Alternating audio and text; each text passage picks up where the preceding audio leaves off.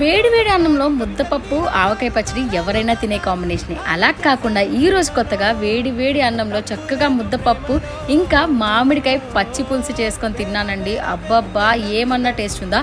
ఎవరైనా 2 ముద్దలు ఎక్స్ట్రా తినాల్సిందే. ఈ మామిడికాయ పచ్చి పులుసు వేసుకుని పుల్ల పుల్లగా తీయగా కారకారంగా చాలా టేస్టీగా ఉందన్నమాట. మరి ఎలా చేసేయాలో ఇప్పుడు చూద్దాం. కుక్కర్లో అయితే ఫస్ట్ కందిపప్పు కడిగి పెట్టేసుకుని అదే కుక్కర్లో చిన్న బౌల్లో మామిడికాయ ముక్కలు కొంచెం ఉప్పు పసుపు వేసుకుని ఉడికించేసుకోండి. తర్వాత ప్యాన్లో కరివేపాకు ఎండుమిరపకాయలు జీలకర్ర ఫ్రై చేసుకొని పక్కన పెట్టుకోండి.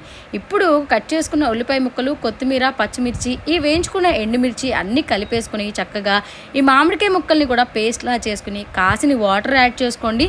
మీరు పలుచగా కావాలంటే పలుచగా, లేదు మామిడికాయ పులుపు ఎక్కువ తెలియాలి అనుకుంటే కొంచెం చిక్కగానే ఉంచుకోవచ్చు. లాస్ట్లో చక్కగా తరిగి పెట్టుకున్న బెల్లాన్ని కూడా యాడ్ చేసేసుకొని కలిపేసుకోండి. తీయగా ఎక్కువ తినే వాళ్ళు కొంచెం బెల్లం ఎక్కువ వేసుకోవచ్చు, అలా కాదనుకుంటే పుల్లగానే ఉంచుకోండి. టేస్ట్ మాత్రం సూపర్ ఉంది.